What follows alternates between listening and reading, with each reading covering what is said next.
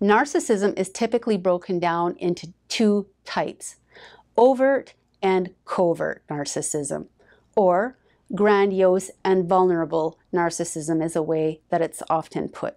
And these two types of narcissism can look really different, so much so that it might even make you wonder why they're not two completely separate diagnoses. And what ties them together is several characteristics, like the lack of empathy, the persistent need for admiration, or the exaggerated sense of self-importance and their self-serving nature.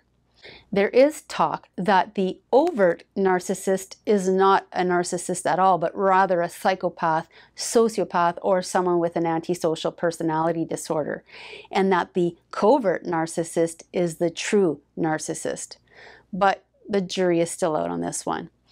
Overt narcissism is much easier to detect because, well, it's overt. The grandiose narcissist or the malignant narcissist is usually what we think of when we think of overt narcissism.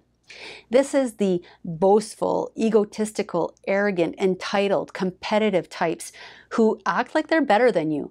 They don't take responsibility for anything or admit mistakes, and they demean, diminish, and devalue anyone who challenges them or gets in their way. They have a high need for attention, status, control, power, and for getting what they want. Another form of overt narcissism people are quite familiar with is the malignant or malicious narcissist, which has the traits I just listed, but also has a mix of antisocial behavior, aggression, and the desire to harm others. If you've met these types of overt narcissists, or if they are in your life right now, you are not questioning if they are a narcissist. The only question you have is whether they are also a psychopath, sociopath, or have antisocial personality disorder. But there's one less known form of overt narcissism, and that's the communal narcissism, which also is sometimes referred to as the altruistic narcissist or the narcissist with a martyr complex. This is the self-sacrificing, selfless giver who gives and gives and gives, doing everything for everyone at the apparent expense of their own wants and needs. But make no mistake, they are doing it to look good, to get sympathy, adoration, to manipulate and control, and to make people feel obligated to them.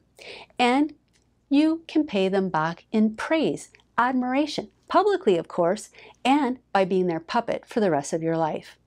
And if you do dare go against them or contradict them on anything, you will be buried under loads of guilt. Now I'm talking truckloads. You will hear a long, long list of all the sacrifices and suffering they've endured for you. You will hear about everything they've ever done for you and how ungrateful you are. Once you know what you're looking for, the communal narcissist is easy to spot. They are everywhere, doing everything for everyone. And they want the whole world to know about it. They want everyone to be talking about what a do-gooder they are. So how you tell the difference between someone who is truly altruistic and a narcissistic altruist? Well, there's 3 dead giveaways to identify the narcissistic martyr. 1, everyone will know about all of their sacrifices because they need an audience. So they're constantly complaining about how they bend over backwards for everyone and how no one appreciates everything they do. Number 2, they will threaten to take everything away from you if you contradict them. Number 3, they control you with guilt. It is a constant game of emotional blackmail with them. So we've talked about overt narcissism, and now let's talk about covert narcissism, which isn't as obvious and can easily go undetected. Covert narcissism is also called vulnerable, fragile, introverted, or closet narcissism. And this subtype of narcissism is harder to spot for a few reasons. The main one is that it can be disguised as a highly sensitive person or as an anxious or depressed introvert. But like overt narcissists and all narcissists, they are intensely self-absorbed and lack empathy. They struggle in interpersonal relationships, and they have such a damaged sense of self that they are incredibly sensitive to criticism, that they sometimes keep to themselves in order to avoid any form of disapproval. And like with other forms of narcissism, the covert narcissism can't see past their own needs and relies on others for their self-worth and their sense of self. So as much as they may appear to have an inflated ego and act superior, their ego is actually weak, and they need constant praise and admiration from others to fuel it. They often act like victims, like the world is stupid for not seeing their brilliance. And if you work with a covert narcissist, good luck. They are draining. They will diminish you behind your back and diminish other people too. They'll take all the credit, leave you with all the blame. They will have no problem throwing you under the bus when you're not properly serving their needs. So, if you work with a covert narcissist, avoid all interactions with them, or at least as many interactions as possible. If you have a customer that's a narcissist, think twice about whether you really want and need their business.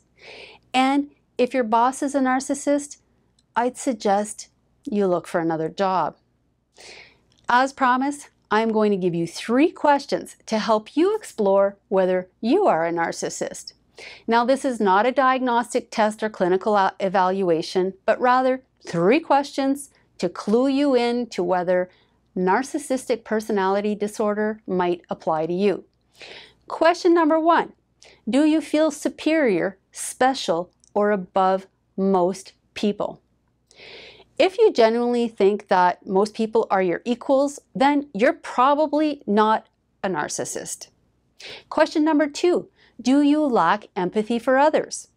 If you can feel other people's pain, if you can put yourself in other people's shoes and feel what it must feel like to be in that situation, then it's highly unlikely that you are a true narcissist.